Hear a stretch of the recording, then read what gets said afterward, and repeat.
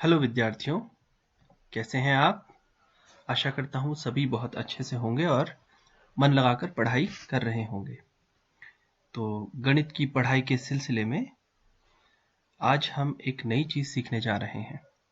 वैसे हम जानते हैं, हमने केंद्रीय प्रवृत्ति की मापें पढ़ी हुई हैं। अब आप कहेंगे केंद्रीय प्रवृत्ति की मापें, ये तो हमने नहीं पढ़ा। अरे भाई, माध्य, माध्यक, बहुलक ज्ञात करना आपको आता है, छोटी कक्षाओं से हमने सीखा हुआ है। बस इन्हीं को हम केंद्रीय प्रवृत्ति की मापें कहते हैं। ये दरअसल में किन्हीं जो आंकड़े होते हैं उन आंकड़ों का प्रतिनिधित्व करते हैं। तो खैर, अभी इतना गहराई में जाने की फिलहाल जरूरत नहीं पड़ेगी।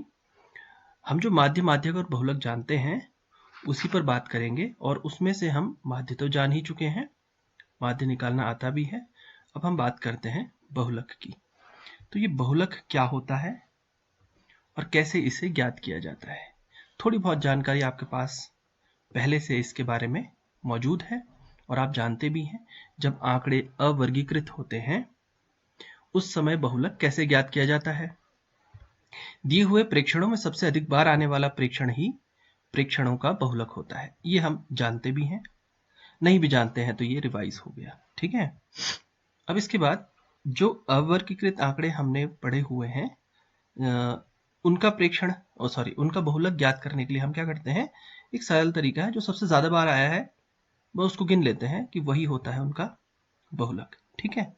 जैसा इसका नाम भी बता रहा है, मैं तो हमेशा यही कहता हूँ याद करने के लिए कि बहुलक यानी कि जो बहुत बार आया। बहु यानी बहु से आप बहुत याद कर लीजिए, है ना। जो बहुत बार आया है, बहुत से मतलब सबसे ज्यादा जो आया है वही होता है दरअसल में बहुलक। ये याद करने के लिए कह रहा हूँ मैं आपसे, ठीक है। और क्या कहते हैं, अगर हमारे पास कुछ आंकड़े रखे हुए हों, जैसे मान लेते हैं, एक सवाल ही ले लेते हैं कि गणित की मासिक परीक्षा में किसी कक्षा के विद्यार्थियों के प्राप्तांक ये रहे हमारे सामने, ठीक है। 8, 2, 1, 5, 2, 7, 2, 5, 9, 2। अब इसमें से हम देख सकते हैं कितने बच्चों को कैसे कैसे नंबर आए हैं। ऐसे बच्चे वो कौन सा नंबर है जो ज्यादातर बच्चों का आया है। जैसे अब देखिए, ये दो दो नंबर है, दो। इस बच्चे का भी, दूसरे नंबर पे जो बच्चा है उसका भी 2 नंबर आए हैं, और तीसरा चौथा पांचवें नंबर पे जो बच्चा है उसके भी 2 नंबर आए हैं। इस बच्चे के भी 2 नंबर आए हैं, इस बच्चे के भी 2। मतलब यहाँ पर 4 ऐसे बच्चे हैं जिनके 2-2 नंबर आए हैं। तो ये जो 2 होगा यही दरअसल में बहुलक है। यही बहुत बार आया है, बस बहुत बार आया, यही बहुलक हो गया। अभी तो फिलहाल ये 10 ही बच्चे थे तो हमारे लिए ज्यादा समस्या नहीं आई। अगर ज्यादा बच्चे होते तो क्या दिक्कत आ जाती, फिर इतनी बार कैसे गिनते आप तो भूल जाते कितने बच्चों का आया। तो उसके लिए हमारे पास एक स्टैंडर्ड प्रोसीजर है, हम जानते हैं, ठीक है। क्या करना चाहिए, हम उसके लिए एक तालिका बना लेते हैं, बारंबारता वाली तालिका, याद होगा आपको, ठीक है। जैसे मैं इसी प्रश्न के लिए करके दिखा देता हूं आपको। इस तरह से हम एक तरफ प्राप्तांक लिख लेंगे और एक तरफ लिख लेंगे बारंबारता, और फिर क्या करेंगे, उनकी बारंबारताओं को लिख लेंगे। अब छाटिए, सबसे अधिक बारंबारता देखिए 2, इस आंकड़े की सबसे अधिक बारंबारता आई है। 2 की बारंबारता कितनी आई है, 4, क्योंकि 2 सबसे ज्यादा बार आया, 4 बार आया था। तो दरअसल में बस यहीं से पता चल गया कि भाई इसका बहुलक 2 है। अब आप कहेंगे ये तो हमें कक्षा 7 में भी सीखा हुआ है, 8 में भी सीखा हुआ है, तो अब नया क्या है। तो नया ये है कि अगर आंकड़े अवर्गीकृत न हुए, या यूं कहे वर्गीकृत हुए, तो हम कैसे ज्ञात करेंगे। अच्छा, उससे पहले हम देख लेते हैं, एक प्रश्न और है हमारे सामने। चलिए ये से आप खुद करें या देख सकते हैं। यहाँ पर अंक लिखे हुए हैं किस बच्चे के। एक नंबर आए 2 बच्चों के, 2 नंबर कितने, 3 बच्चों के, 3 नंबर कितने बच्चों के आए, 4 बच्चों के, 4 नंबर 6 बच्चों के। इस तरह से हमने अंक लिखे हुए हैं। तो आपसे अगर पूछा जाए इन प्रेक्षणों का बहुलक क्या होगा, तो आप कैसे बताएंगे। बहुत सरल, ये बारंबारताएं दरअसल में दी हुई हैं। सबसे अधिक बारंबारता आप छांट लीजिए। 8 यहाँ पर सबसे अधिक बारंबारता है, वो किसकी है, 6 की। तो बस ये उसका बहुलक प्राप्त हो गया। ये स्थिति तब है जब आंकड़े अवर्गीकृत होंगे, ठीक है। यदि वर्गीकृत होंगे तो दिक्कत है, क्योंकि अभी तक हमने ये नहीं सीखा हुआ है। तो जब आंकड़े वर्गीकृत हो जाए उस स्थिति में बहुलक निकालने का ये है नया तरीका। ये एक सूत्र है हमारे पास, बहुलक बराबर होगा L धन F1 माइनस F0 बटा 2F1 ऋण F0 माइनस F2 पूरे की गुणा कर देंगे h से। अरे बाप रे बाप, इतने सारे संकेत। अब भाई आप सोचेंगे इनको कैसे याद रखें, तो इसे याद रखने की जरूरत नहीं है, हम प्रश्न लेंगे और समझ में आ जाएगा कि कौन सा संकेत कैसे लेना है। जैसे इसमें लिख दिया है L क्या है, बहुलक वर्ग की निम्न सीमा, निचली सीमा। अब आप सोचेंगे भाई बहुलक वर्ग क्या होता है, ठीक है। एक चीज लिखी हुई है H, वर्ग अंतराल की माप या वर्ग माप क्या होता है, ठीक है। F1 बहुलक वर्ग की बारंबारता, F0 बहुलक वर्ग से ठीक पहले वर्ग की बारंबारता, F2 बहुलक वर्ग से ठीक बाद में आने वाले वर्ग की बारंबारता। तो भाई सबसे अच्छा तरीका है, एक मैं उदाहरण ले लेता हूं। कोई हम टेक्स्ट बुक से एक प्रश्न लेते हैं और उसकी मदद से सीखेंगे कि कैसे होगा। जैसे चलिए हमारी कक्षा 10 की प्रश्नावली 14.2 का पहला सवाल है, निम्नलिखित सारणी में किसी अस्पताल में एक विशेष वर्ष में भर्ती हुए रोगियों की आयु दर्शाई गई है। ये रहा।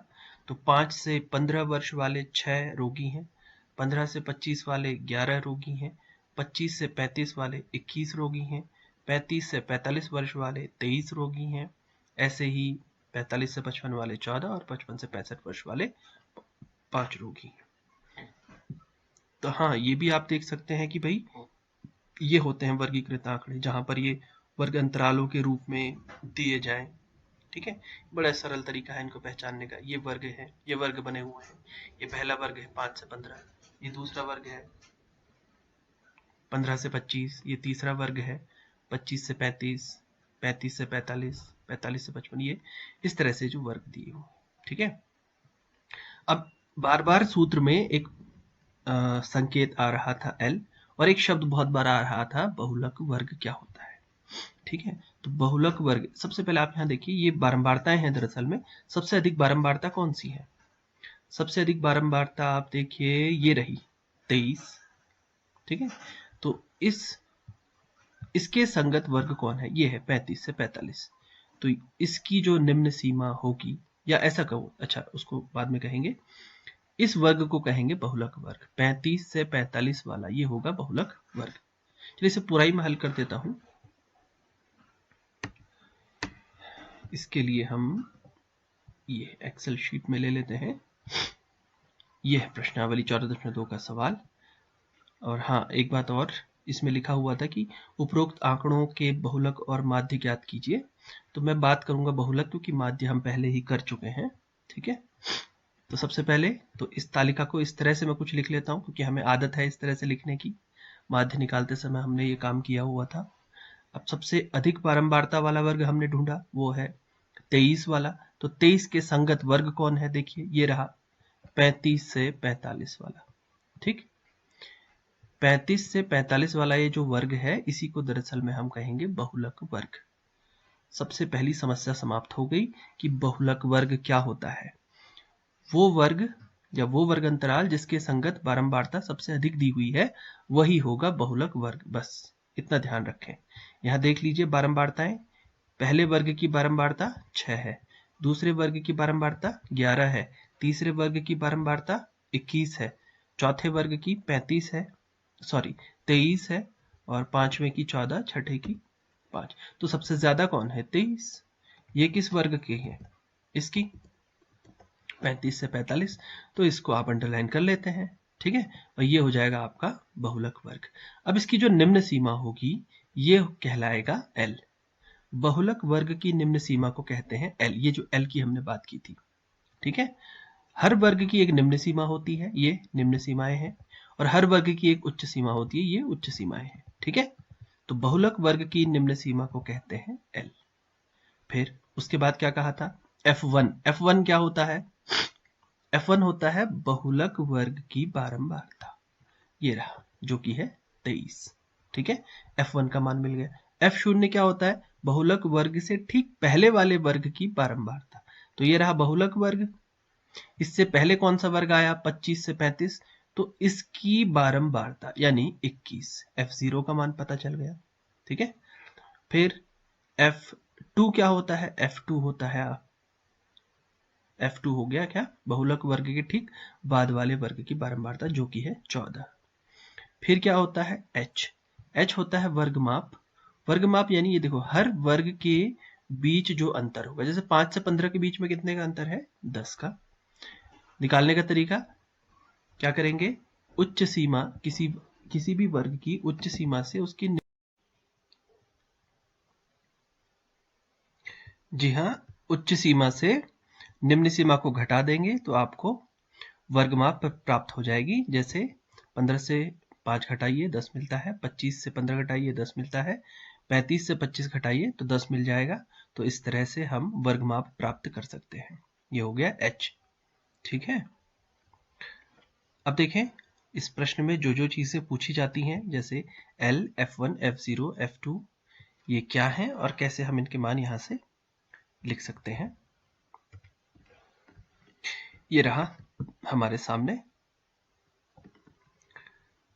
सबसे अधिक बारंबारता ये रही 23, इसके संगत जो वर्ग अंतराल है वो ये रहा 35 से 45। हम इसे हाईलाइट कर देते हैं, ये रहा। ठीक है, तो इस वर्ग को हम कहेंगे बहुलक वर्ग, और इसकी निम्न सीमा यानी 35 को कहेंगे बहुलक वर्ग की निम्न सीमा। ठीक है, ये हो जाती है 35। ठीक इसी प्रकार L प्राप्त हो गया है। F1 हमने कहा था, F1 क्या होता है? बहुलक वर्ग की बारंबारता। तो जब ये बहुलक वर्ग है तो इसकी बारंबारता को कहेंगे हम बहुलक वर्ग की बारंबारता, जो बन जाएगी 35, सॉरी 23 लिखेंगे। ये रहा सामने पे 23, बारंबारता को कहना है। और इसके बाद है बहुलक वर्ग से ठीक पहले आने वाले वर्ग की बारंबारता यानी कि F0, जो कि बन जाएगा 21। यहां लिख देंगे 21। फिर आता है F2 क्या होता है? बहुलक वर्ग के ठीक बाद आने वाले वर्ग की बारंबारता, जो कि यहां पर है 14। यहां लिख देंगे 14। और वर्गमाप जो हम सबसे पहले ही गिन चुके हैं, हर एक वर्ग के बीच में कितने का अंतर चल रहा है? 10 का। तो ये हो जाएगा 10। कैसे प्राप्त किया? वही उच्च सीमा से निम्न सीमा को घटा करके आप प्राप्त कर लेंगे। तो ये रहा।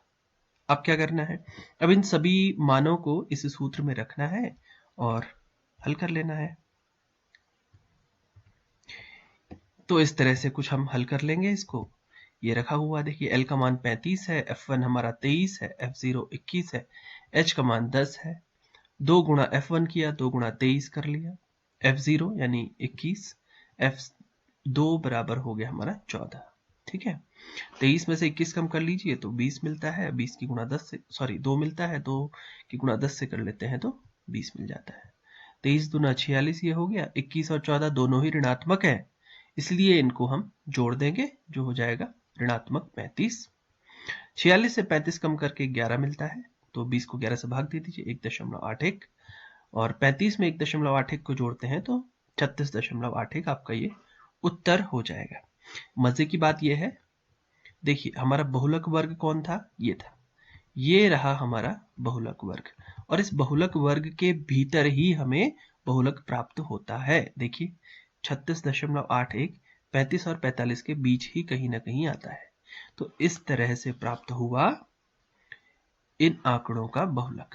ठीक है, तो जब आंकड़े अवर्गीकृत होते हैं उस समय तो हम साधारण विधि का प्रयोग कर लेते हैं, जो हमने पहले करके देखा, पिछली कक्षाओं में भी सीखा। तो आज क्या नया था? जब आंकड़े वर्गीकृत हो जाए, इस प्रकार से लिखे जाएं वर्ग अंतरालों के रूप में, उस समय हम किस तरह से इनका बहुलक कैसे प्राप्त करेंगे। तो उसके लिए एक सूत्र है, L बहुलक बराबर L धन F1 माइनस F0 बटे 2F1 ऋण F0 ऋण F2 गुणा H। अब बाकी मान आप इसको रखेंगे और हल करेंगे। ये होते क्या है वो हमने देखा। बहुलक L होता है बहुलक वर्ग की निम्न सीमा, F1 होता है बहुलक वर्ग की बारंबारता, F0 होता है बहुलक वर्ग से ठीक पहले वाले वर्ग की बारंबारता, और F2 होता है बहुलक वर्ग के ठीक बाद में आने वाले वर्ग की बारंबारता। वर्गमाप क्या होता है? वर्गमाप होता है उच्च सीमा, प्रत्येक वर्ग अंतराल के बीच जो अंतर होगा उसकी उच्च सीमा से निम्न सीमा को आप घटा लेंगे। तो अपेक्षा करता हूं कि आपको वर्गीकृत आंकड़ों का बहुलक ज्ञात करना आ गया होगा और ये भी समझ आ गया होगा कि पुरानी कक्षा में जो हमने बहुलक निकाला था उसमें और जो आज हम बहुलक निकाल रहे हैं उसमें क्या अंतर था, क्यों हम यहाँ पर बहुलक निकालना सीख रहे हैं। और भी हम इसमें प्रश्न लेंगे, लेकिन अभी धन्यवाद।